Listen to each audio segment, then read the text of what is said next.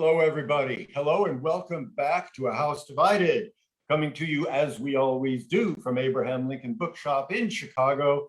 I am your host for today's interview. My name is Bjorn Skaptason. We know each other.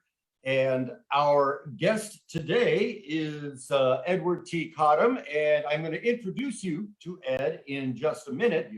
Yes, the book we have today, Juneteenth, the story behind the celebration, and the author is Edward T. Cotham, Jr., joining us today from Galveston, Texas.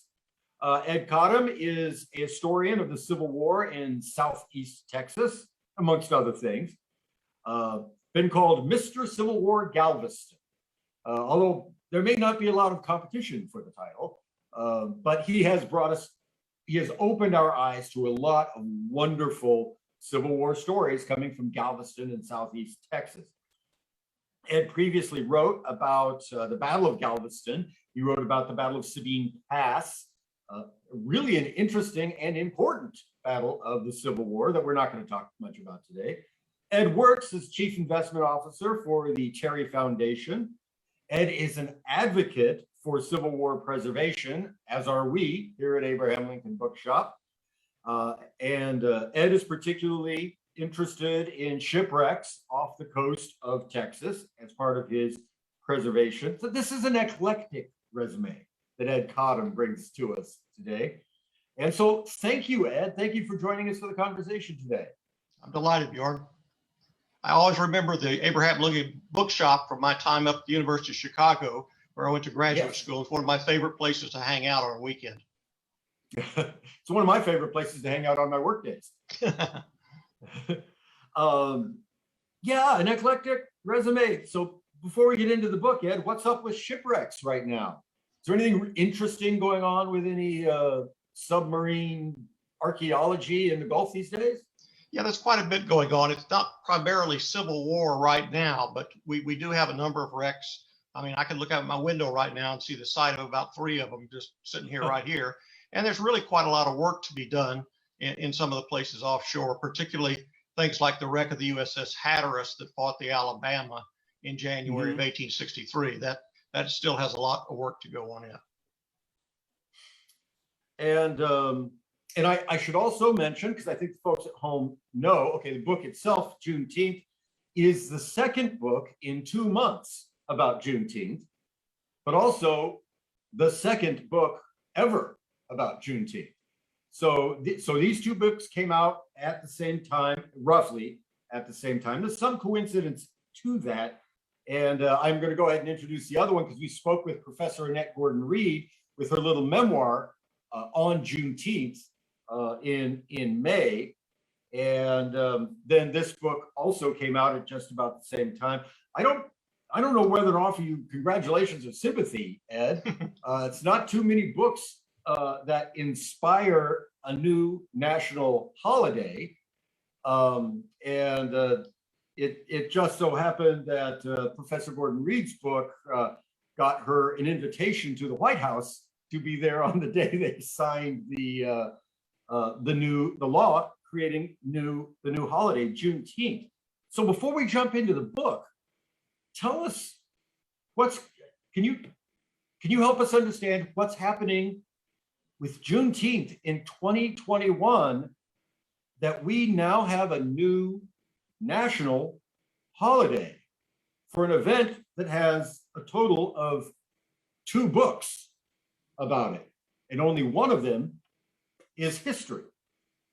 It is really a remarkable puzzle, really, because again, Juneteenth has been continuously celebrated ever since 1866, the anniversary of the original Juneteenth, continuously celebrated throughout large parades, a lot of focus, particularly down here in Texas, on the event, and yet it was almost invisible to most historians. It was a footnote either at the end of a book if it was on the Civil War, or at the beginning of the book if you were studying Reconstruction.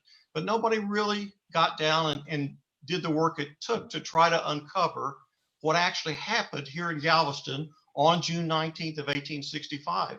And so as a result, there's a lot of myths and misunderstandings that grew up about the battle, including, who wrote the order, why it was written, how it was delivered, what effect it had.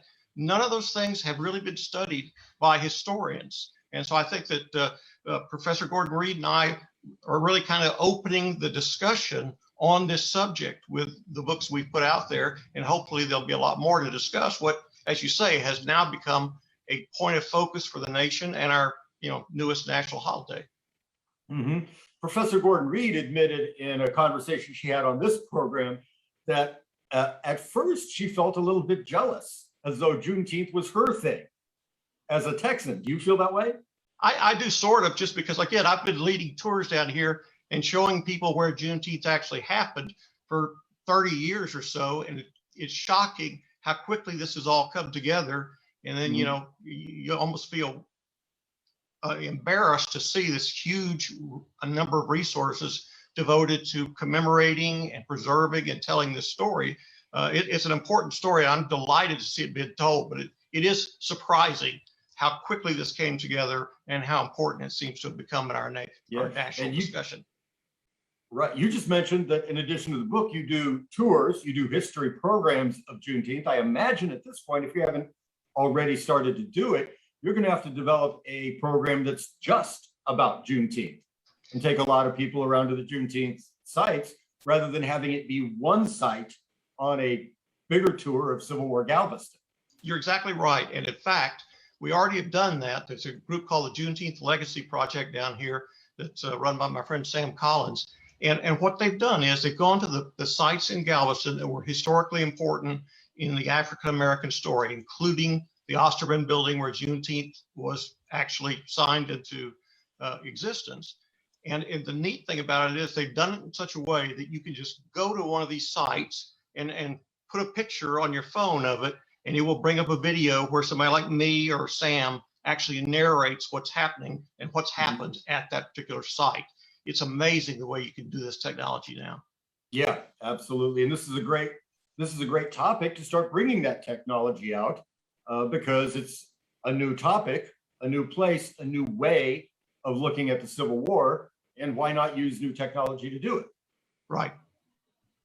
Now, one thing I want to tell you about your book, and again, I'll refer back to Professor Gordon Reed. When we did our interview, I declared in great excitement that her book was a Civil War book without knowing that she had never considered it that. And she said, "Oh my goodness, I hope it's good because people with Civil War really know there's."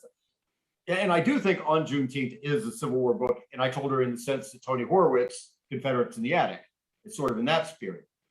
But also Juneteenth, your book, Juneteenth, The Story Behind the Celebration, is a Civil War book, in my opinion. But what I think this book also does, and here's my chance to either get it right or wrong, and you'll tell me what you were thinking. This book tells the story of the Civil War from a new perspective, because it tells the story of the Civil War from the point of view of the people whose liberation depended on the outcome of the Civil War. The Battle of Gettysburg isn't really a big deal in this story of the Civil War. The Gettysburg Address might be, but in this story of the Civil War, the story of the Civil War is emancipation. And while a major part of your book, while your book is about Juneteenth, a major part of it, which I found really interesting and entertaining, is the lead up to Juneteenth. It doesn't start in 1865. And in fact, in your prologue, either the prologue or the introduction, I think you call it the genealogy of a piece of paper. Right. Which I love because I work with pieces of paper all the time. That's my day job. So tell us about that. Take us back, even 20 years before June 19th, 1865, and tell us why this book needs to do the genealogy of this great event and what the Civil War looks like from that point of view. Right. Well, my interest in Juneteenth originally arose when I read a newspaper account probably 40 years ago about Juneteenth. And it started off and it quoted the first sentence of the Juneteenth order, which said that in accordance with the president's Emancipation Proclamation, all slaves are free. And that was all it quoted. And I thought to myself, there has to be more to that order than they quoted. And so I went and finally found the original language in the full Juneteenth order, and it consists of 4 parts. It consists of the sentence they quote about all slaves are free. It consists about a middle sentence that says that freedom means absolute equality of rights and property. And then the last 2 sentences were kind of shocking to me because they're embarrassing in some ways historically. They say you're free, but basically, if you're a freedman, you're free to stay right where you are and keep working for the same person, doing the same thing, and we'll get back to you. But for now, just keep doing the same thing. And you think to yourself, why did this get celebrated? Why is this the subject of parades and things like that? Now, it puzzled me, and it took me about 30 years, really, to kind of come to terms with why this order came to be the way it was, because it was not written by Gordon Granger, who gets all the credit. It was written by basically Phil Sheridan and a staff officer named Frederick Emery, and it had a lot of different things it was trying to do. And that eventually ended up being the reason that people preserved it and remembered it and chose to celebrate it. And to really understand that, again, you're right, it is the genealogy of a piece of paper. You have to go back, and in some ways, you're almost fighting the Civil War again in a different way, because you're not just saying this is a rebel army and this is a Union army and they're fighting, because suspended between those armies throughout the South is almost 4 million people, enslaved people, and they have a lot to do with this story. And they alternately help and hinder both armies, and it's difficult for both armies to figure out how to take advantage of this resource, what to do with them. And, again, right in the middle of the war, the whole focus changes and emancipation comes in, and that embodies a whole bunch of new responsibilities and things to do that make it very challenging and ultimately will lead us down the road to Juneteenth. Okay. Yeah.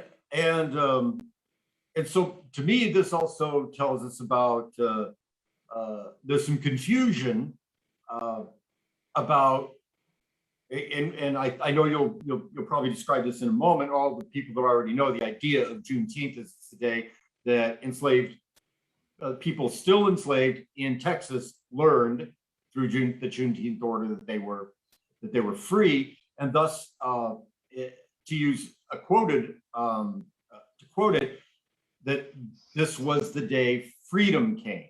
It's the Freedom Day, or the day freedom came. And there are so many days when we can acknowledge that it's the day freedom came. So tell us what that looked like from the point of view of a person still enslaved in Texas, specifically Galveston, but also Texas.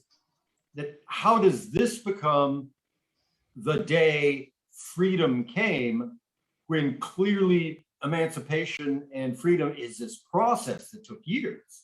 Yes, it is a process that took years. It starts again in 1862, and at the end of 1862, Lincoln issues the final Emancipation Proclamation, declaring that enslaved people in Confederate-held territories will be free as of that day. But again, nobody in Texas is freed at that day, and really almost nobody in the South is actually freed by Lincoln's proclamation on that day.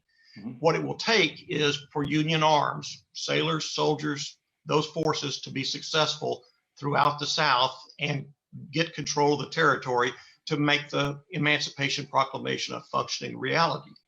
So as you go along through 1865 and the various armies surrendered, the last major army to surrender, major army, is the Trans-Mississippi, and the major part of the Trans-Mississippi is Texas.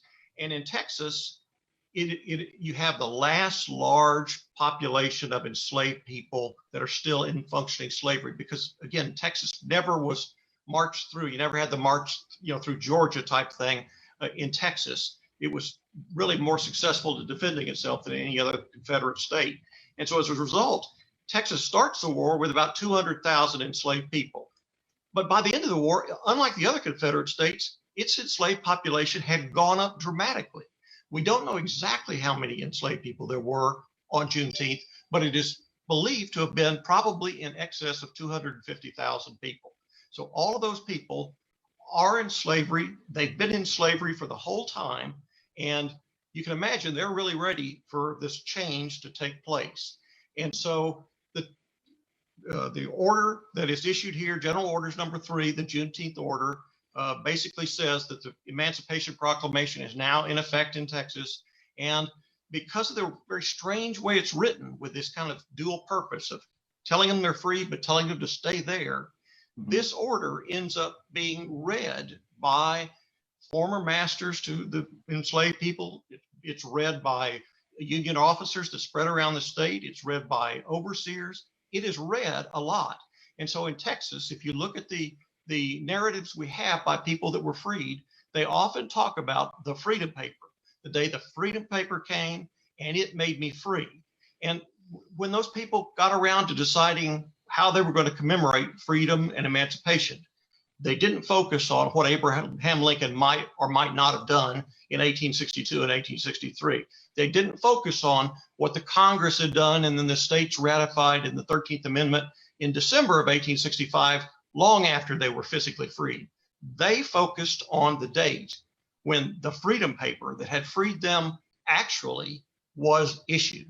And so the people down here and people in the surrounding area said, people were freed at all sorts of different times, not only in Texas, but across the Confederacy, all over the place. There's no one day you could pick to commemorate freedom. But Galveston and the Juneteenth order are basically the last of these kind of orders, and it ends up probably having the most immediate and direct effect on a very large number of people of any other order like it in the war. And in the book, I do go through some of the other orders and talk about that this is something that had kind of evolved throughout the war as the Union Army experimented with how are we going to free these people? What happens when we free a small number of them? How do we provide for them? There are a whole host of complications to emancipation as far as the Union Army is concerned. Exactly. And with respect to the challenge that people put forward when they say that nobody was emancipated on January 1st, 1863, I just have to put out, because I think the people at home always know it, because I never quit saying it, that I had the good fortune to work for the National Park Service when I was in graduate school during the summers, and the good fortune to be working for the Shiloh National Military Park and Corinth Civil War Interpretive Center. And as an employee of Corinth, I could tell people that on January 1st, 1863, the 3,000 to 4,000 residents of the Corinth contraband camp went from being slaves to free in one day. Now that nationally, that may be more trivia than not, because I think it's true when you say the Emancipation Proclamation didn't free anybody. But since I was there and I told the story so many times, I like to point out that there are places where people became free. But I think the point you make about it being an order, and the point historians try to make about this being an order, is that you don't order, a general doesn't order the hill to be had. He orders his soldiers to take the hill. And Emancipation Proclamation is an order. Go forth, and this is the mission of the Army as it goes forth. And it makes more sense that way, in my opinion. Well, let's talk about, we can talk about some other, I do want to talk about some other episodes of the Civil War, but let's look at this the biography of this very strange liberator. I think the Union officer who had no intention, maybe had no intention of being a liberator when he went into the Civil War. Who's General Gordon Granger? I think some of us that are really Civil War nerds know him from his participation in the battles of Chickamauga and Chattanooga, but most Civil War buffs don't know him. And here he shows up in this story as the liberator. Yeah, that's an incredibly puzzling thing to me as a historian, because if you go back and actually look at Juneteenth, probably the officer that had the least to do with that is the guy who's gotten the most credit for it. I mean, Gordon Granger should not be treated as a civil rights hero. If you go back and look at it, his record during the war in terms of dealing with enslaved people and dealing with Black soldiers, that served under him, is not something that you would be proud of. And although he was a good combat soldier, he was a terribly ineffective commander in most cases. Grant hated him and actually removed him from command in Galveston 1 month after Juneteenth. In fact, when he heard that Granger had been assigned to bring the force to Texas, he was horrified and said that he would remove him as soon as he could. He directed Phil Sheridan to take careful control of the guy, not to let him get out over his skis. But Granger, if you look at his past experience, he's a very strange guy. Even his friends, and there weren't a whole lot of them, but even his friends described him as one of the strangest characters you'd ever meet. And he had this weird fixation with cannon. I mean, he literally was a loose cannon. Right before the advance up Missionary Ridge, Grant was getting ready to order an advance. He was trying to get a hold of Granger to do it. Granger couldn't be found. He wasn't with his command. He was over playing the cannon, which he was helping some guys to kind of experiment around and fire in different ways. And this was not a one-time thing. He did this throughout the war. He was a very strange character, and I think that's one of the reasons that he kind of gets. Grant basically says you're done here, and Granger goes south and ends up getting on with the ERS Canby, who's a friend of his, and being part of the Mobile expedition, to Grant's horror when he finds out that's happened. And then he ends up here in Texas. But Grant and Sheridan would be the most surprised of anybody to hear that somehow Granger had ended up getting the credit for this order, which he didn't write, he didn't read, and he was basically gone after a month down here. So it's a very strange thing that he gets this credit, given his background and the true facts behind what happened. Right. But to me, that is also somewhat symbolic in that that is where we go from the theoretical to the practical side of emancipation. The Army is going to do this. The order comes down. This is the officer that gets the order, and he executes it. Right. Phil Sheridan was over in New Orleans and heard about problems they were having in Northwest Louisiana with it, finally advancing into Confederate territory up there to Shreveport. And when General Herron gets up there, he is just besieged with freed people who quite naturally hear that they're freed and want to come see the city, and they think the Army's going to provide for them. And Herron just has basically a complete logistical disaster up there. And he's the first one to issue one of these orders saying, stay where you are and keep working, and we'll get back to you. That order finds its way to General Phil Sheridan, who looks at it and he says, this could happen in Texas.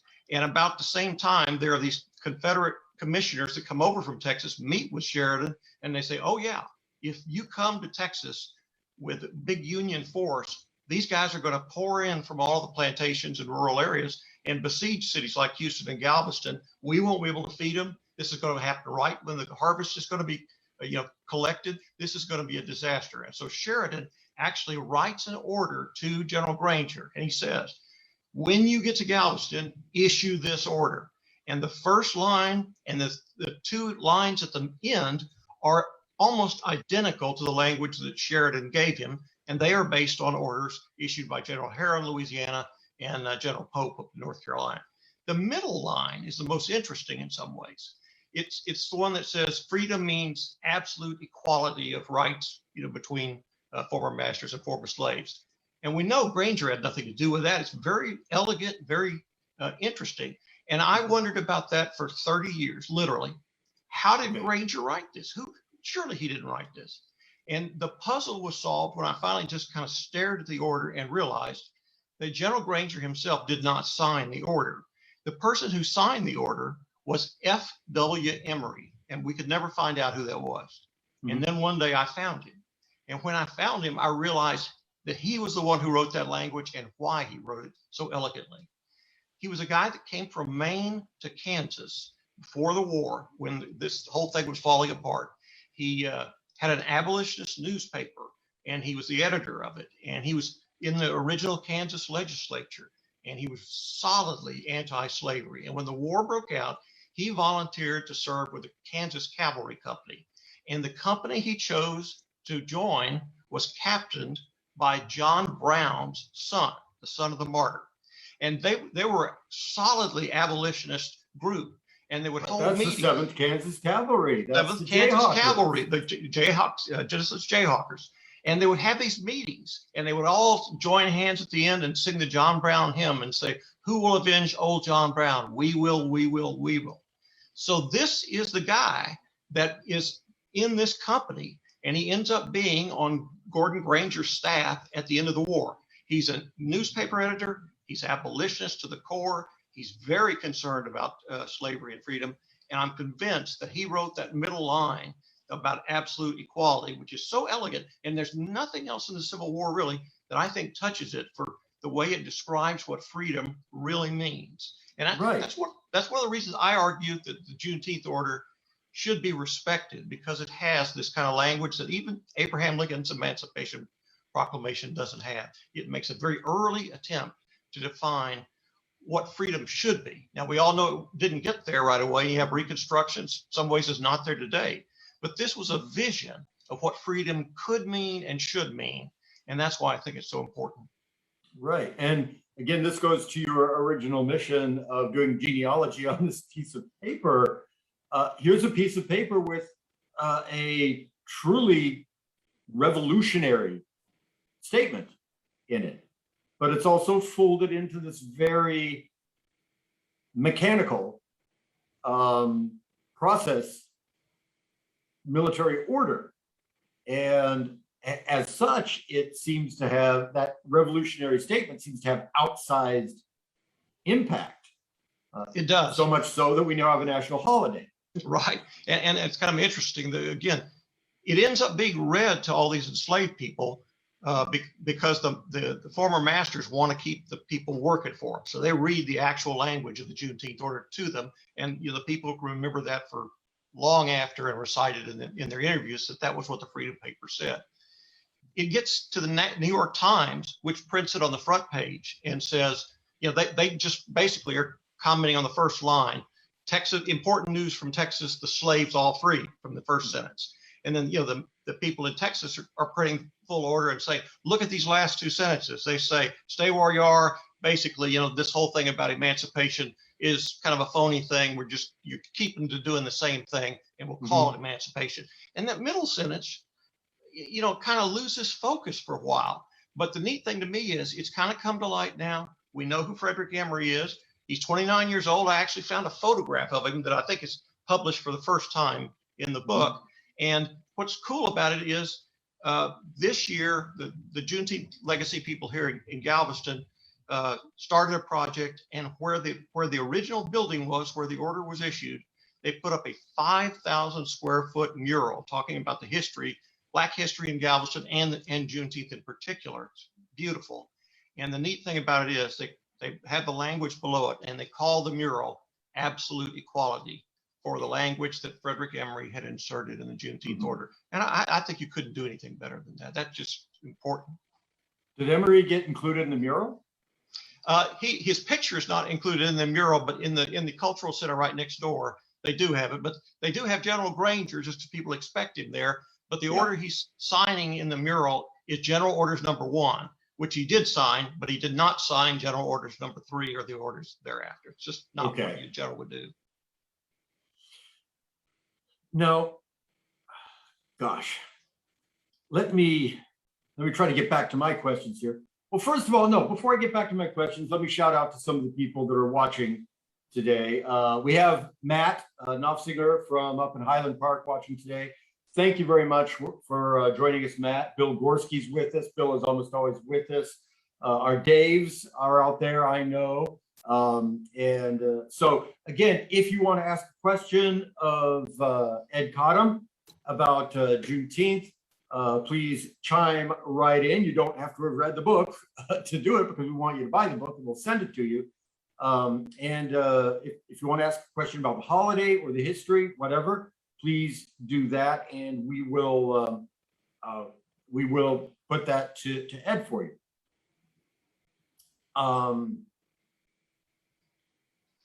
The story of emancipation, I think we already covered this. It continually shifts between theoretical and practical. But how, going back to 1862, or even before that, how do you see emancipation start to develop on the practical side? So in this case, maybe tell us, the first stories of Ben Butler, sort of figuring out what to do with this problem of people emancipating themselves on the Union Army. Yeah. I mean, again, this whole thing breaks out, and nobody, the last thing in the world these people are focused on is what's going to happen to the slaves in the Confederacy when we go to battle with the South. Nobody's really focused on that. And in some ways, they're deliberately not focusing on it because they're afraid if they address it in some way, it's going to complicate what happens with the border states, because the 4 border states there still have slavery, but they're still in the Union, and nobody's trying to get rid of those slaves yet. And so it's a complicated thing. And at some point early on, the slave people start saying, well, I wonder what these guys will do if we go over there.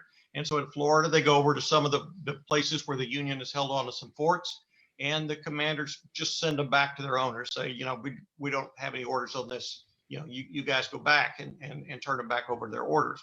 A few come to Ben Butler, who is at Fortress Monroe.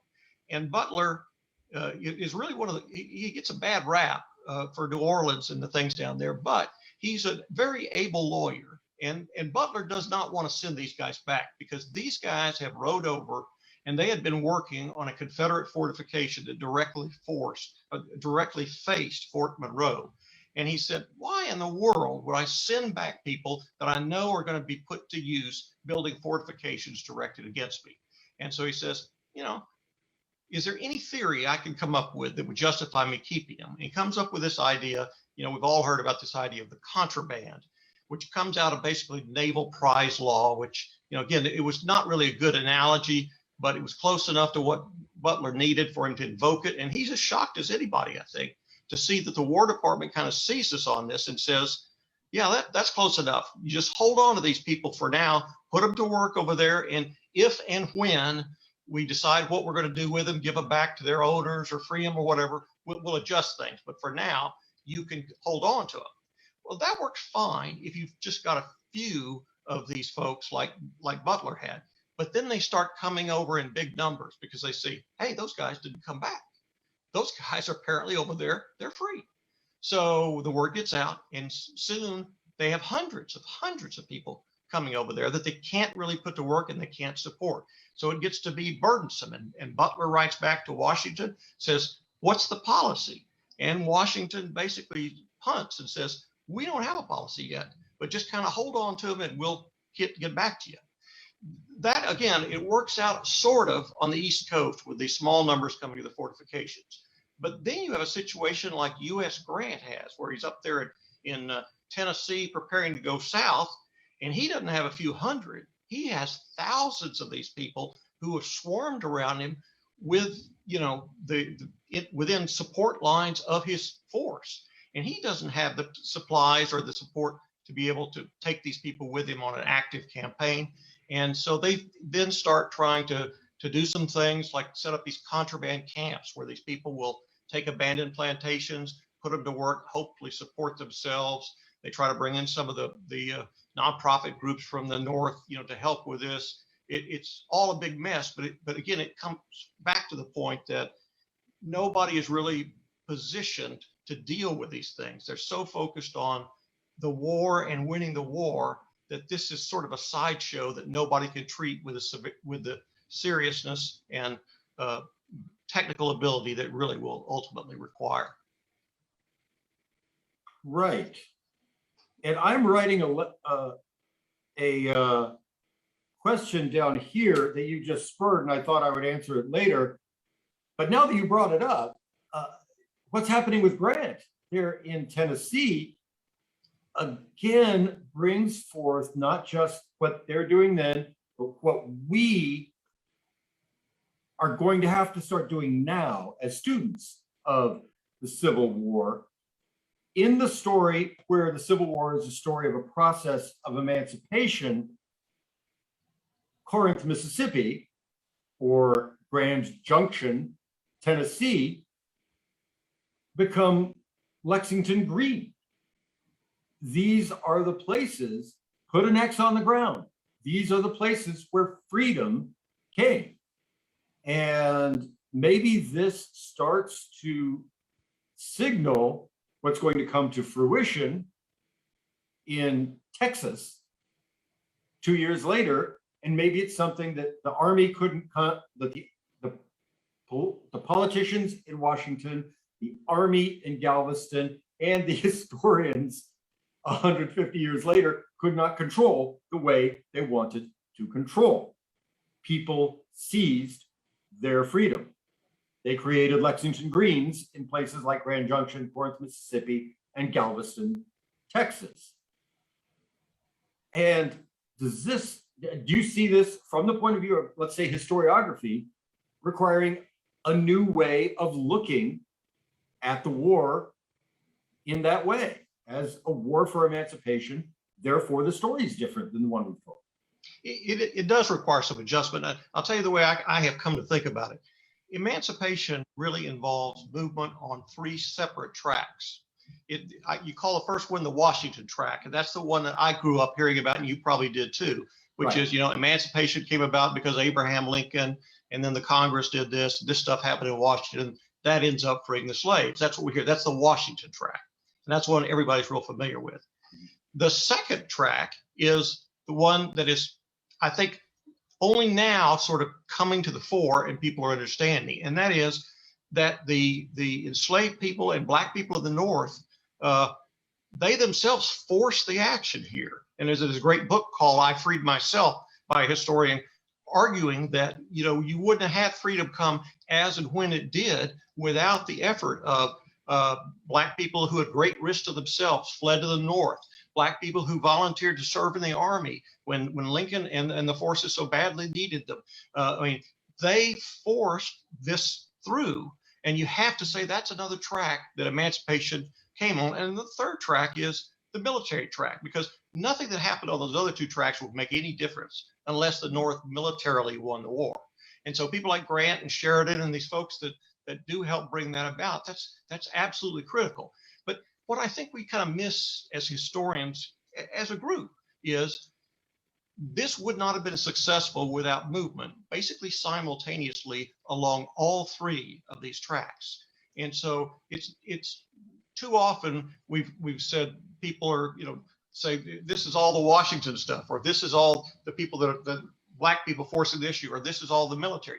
The truth is it involves everybody. It's sort of a carefully balanced thing that happens here. And at various points, people will come to the fore. Some of these things are not really well known particularly, but it's something that I think we have to come to grips with.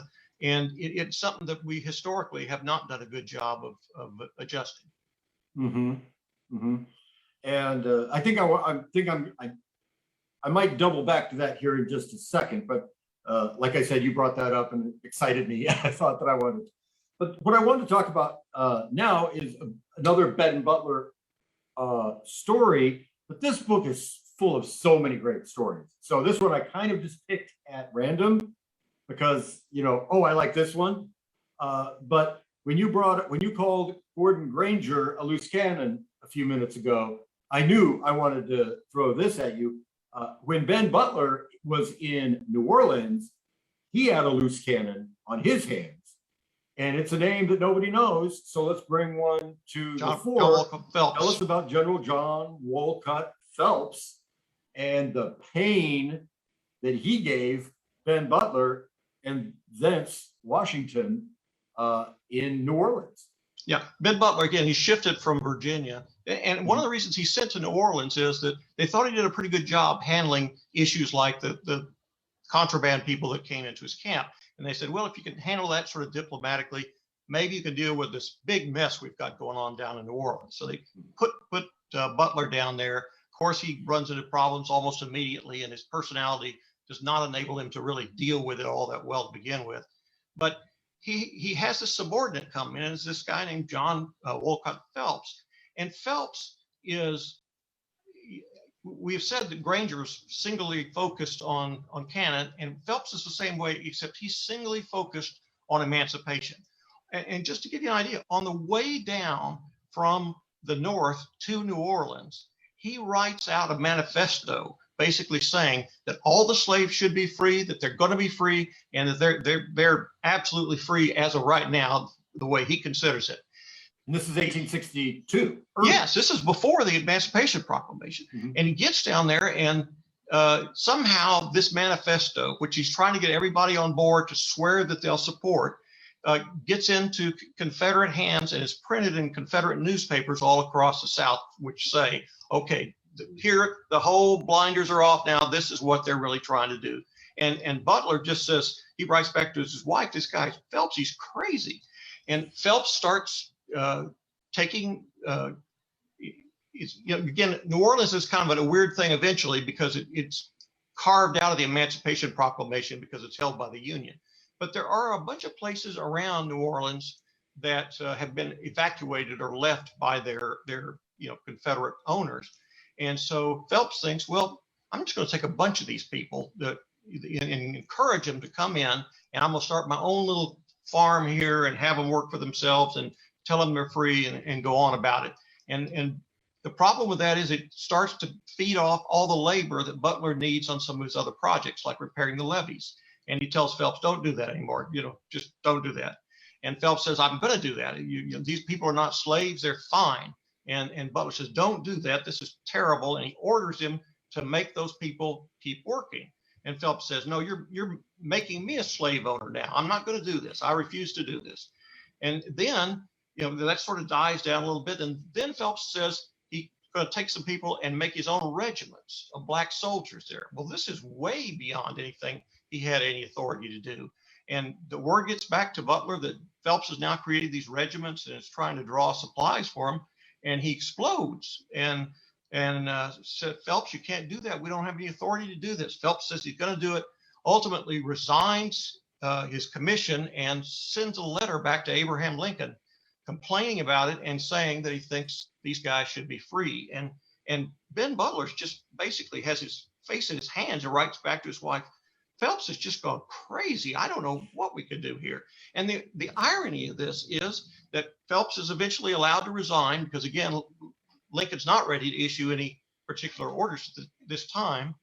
And then Butler figures out a way to bring into the Union Army what is really the first group of black troops, which is the 1st Louisiana Guard, which are a group of basically Creole blacks mainly, who had actually been enlisted in Southern service at the beginning of the war, but had now lapsed into that. And so Butler takes these guys in, and they become the first black regiment of the war, even though he's just fought this long, bitter battle with Phelps to avoid having to deal with that issue. Mm-hmm. Yeah, that gave me such a grin when I read that, because here's another story of that radical who's like either too soon or and he sort of burns himself out, Phelps. Right. And yet after he exits the stage, the thing he was trying to do, Butler grabs that and does it. And then this brings us into what you were just talking about, the tracks, the parallel tracks of emancipation. Well, now suddenly we have that train moving down the military track. And in fact, it connects the self-emancipation with the Native Guards and military service. Now you have an African American regiment. It wasn't the one Phelps wanted, but it was the one that we got. Right. It's kind of interesting. The reason that all comes about, if you trace it back, it's when the Emancipation Proclamation is originally written back in September of 1862. There's a draft in the New York State New York State Library, and it's Lincoln's original draft. And as he's writing it, he says to his cabinet, "Okay, I'm going to read this to you. I'll take any you can suggest language changes, but I've just told you I've made up my mind. I'm going to do this, so don't try to talk me out of it." He reads the proclamation that he's prepared to issue, And it contains this language that says that the executive will recognize the freedom of these people that he's going to free. Recognize, that's the only word there. And so, the Secretary of State then suggests to him, well, what do you think about maybe it's changing that to mean, instead of just the executive, clarify that the executive includes the Army and the Navy, which it does. And also where you got that recognized, put that the executive and the Army will recognize and maintain the freedom of these people. Mm-hmm. Well, and you can see that on the draft with this little kind of caret and maintain up there.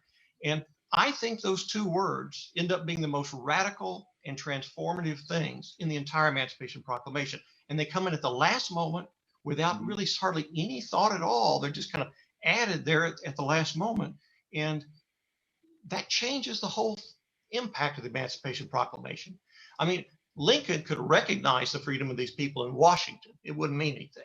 But when you're telling the Army that your job is now to recognize and maintain the freedom of these people, well, then the Army has an incredible job ahead of them. People like Grant that are in the middle of thousands of these people. How are they going to fight the war and maintain the freedom of those people as they move along? And this will become a big issue for people like William Tecumseh Sherman, because when he goes from Atlanta to the sea to Savannah, he divides his army up into big swaths. He's covered a large amount of territory, and he doesn't have supplies to back this up. So they're foraging heavily along the way.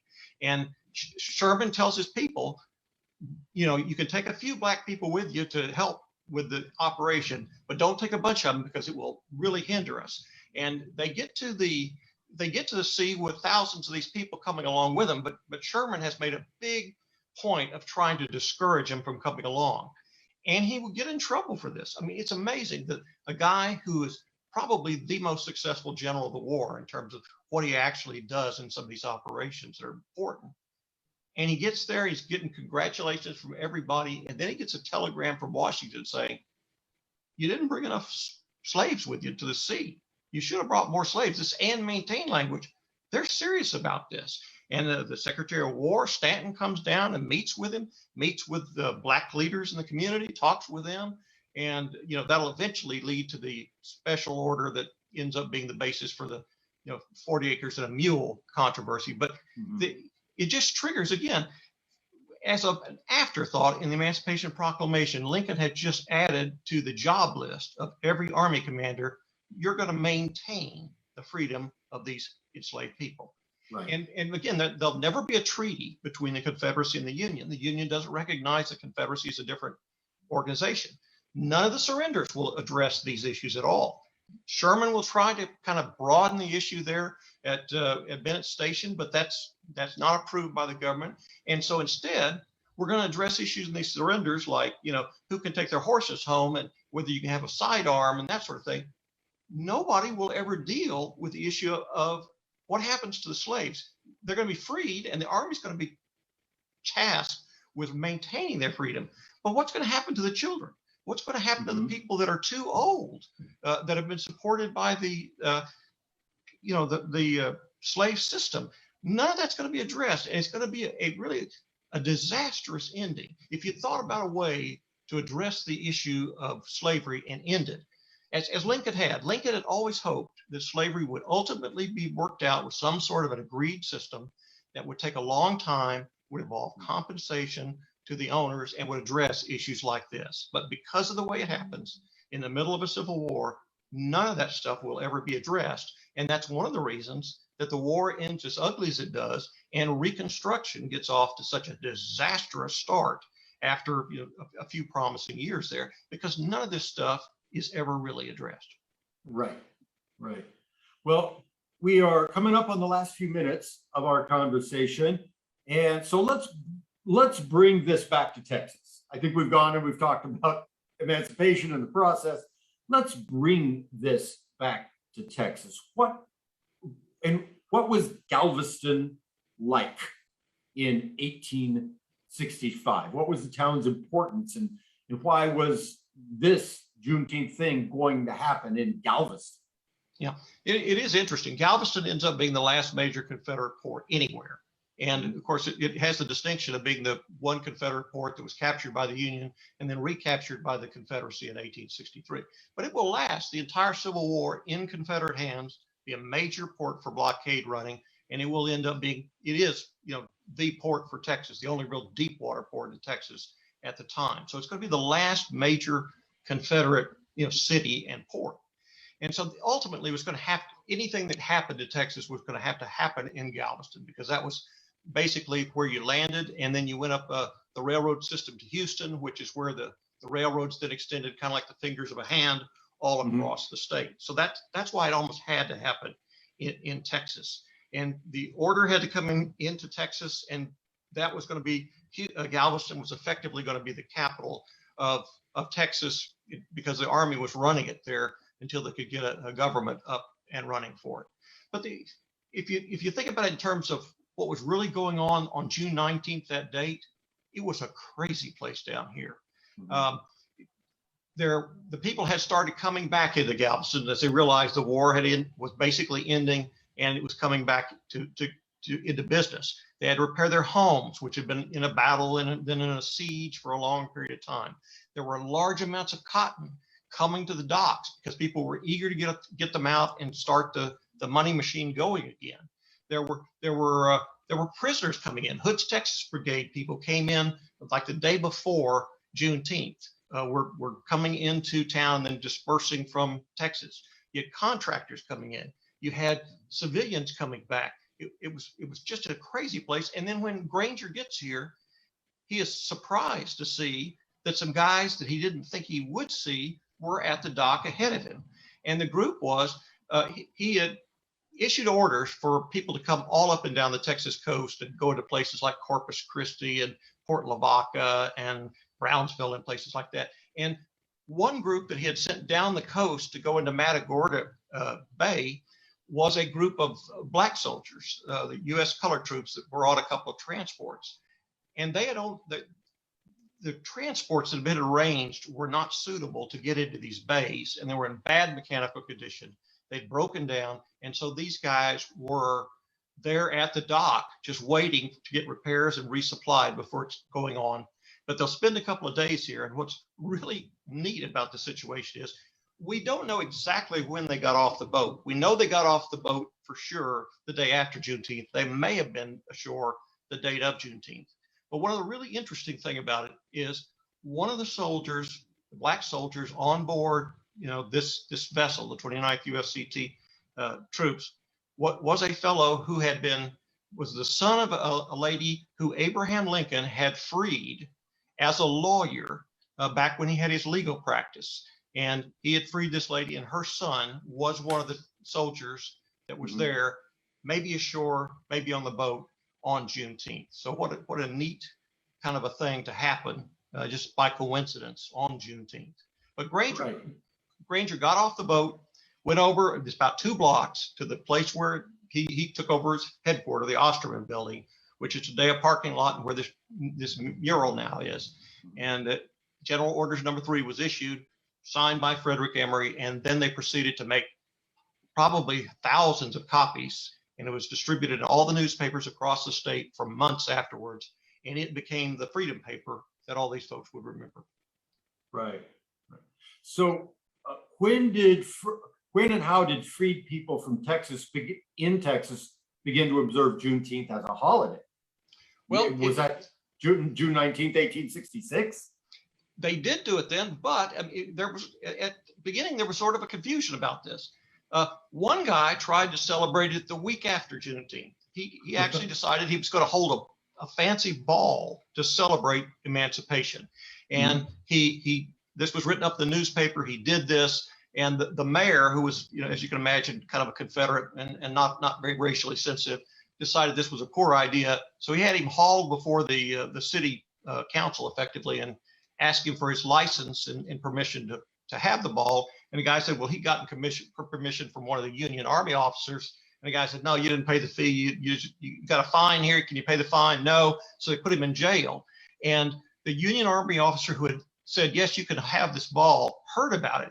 He then took soldiers the next day, went to the city council, grabbed the mayor took him to jail in the same cell where the guy had been held, and held him the same exact length of time to say, things are changed. You are no longer in control of this situation. We are. That's kind of, to me, that's the first guy that celebrates Juneteenth in some way. The next time it gets celebrated, they do celebrate January 1 of 1866, because again, they're not, are we going to celebrate the Emancipation Proclamation or what? But the big celebrations do start June 19th of 1866. There are celebrations in Galveston, and there's a huge celebration in Houston.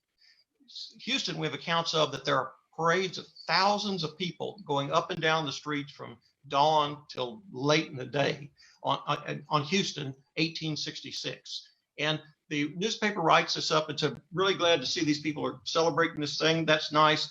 Glad that's over with. And, that was not going to be. It was such a success that it caught on. And so the next year, we see these celebrations happening all across the states, and not just in the big cities, particularly in the rural areas, because that's where most of these formerly enslaved people lived and worked. And so we have huge celebrations in places like Burton, tiny little town, 500 people, thousands of people out celebrating this thing, and it kind of takes off. And again, it's a good time of year to have an outdoor celebration. They very early have parades. They very early have addresses and talks. They very early have dances. There are all kinds of things kind of take off as this becomes a social and a celebration occasion. Okay. And to add to that, Bill Gorski, who's watching here from Illinois, wants to know when and where did that celebration of Juneteenth move beyond Texas? It happened fairly early, particularly, and it'll start in places like Louisiana. We have, references to celebrations in Louisiana, Arkansas, places that border on Texas. That pretty much starts, we think, with people that were, enslaved in Texas and freed here, but then they go out of state. But it extends pretty quickly all over the place, and even into Mexico. There is a tradition of celebrating Juneteenth fairly early on by Black people who are in some of the border areas in Mexico as well. Okay. Thank you, Bill, for that question.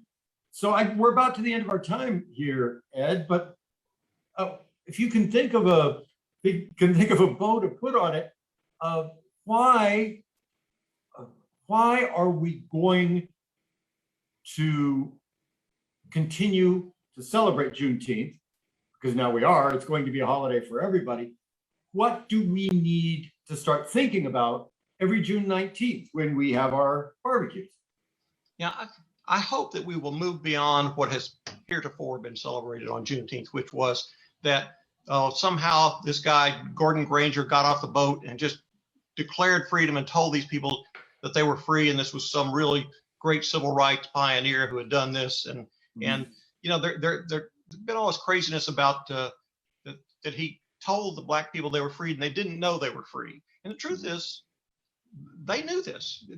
The Emancipation Proclamation was carried widely in Texas newspapers, and there was a very powerful and well-functioning informal network of communications among the enslaved community. And that news had spread widely. In some cases, the Black people in these communities knew about emancipation before their white owners did. It was that well-functioning organization. So they weren't, the people think that this was some big surprise and secret. It wasn't.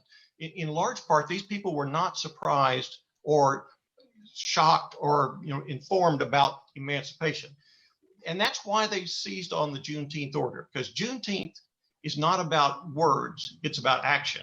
They said, when this paper came, I was freed. That's all I know about. When this paper came, I was free. And so they chose to celebrate that. And they were very practical about it.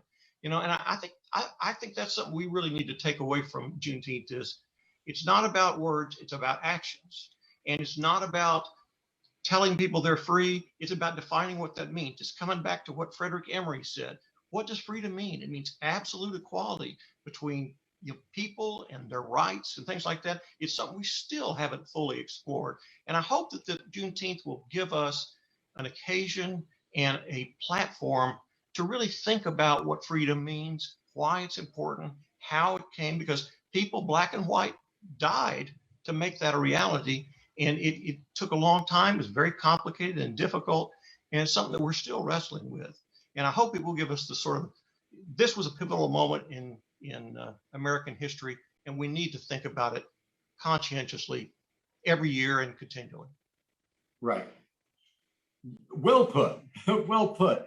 Thank you. Well, then that's where let's go ahead and wrap this up. And I want to thank everybody that watched, and I want to thank you, Ed Cotham, for joining in the conversation. And I want to reiterate that the book we're talking about today is Juneteenth, the story behind the celebration. It comes from State House Press in Texas, and it is published this year, 311 pages with illustrations. We're selling the hardcover edition for $39.95. Ed has very generously signed custom Abraham Lincoln Bookshop book plates for you, so that when your copy of Juneteenth arrives in the mail, you will have a signed first edition of Juneteenth. So with that in mind, I think we're going to have to go ahead and wrap this up. But I do want to thank you again, Ed Cotham, for joining us.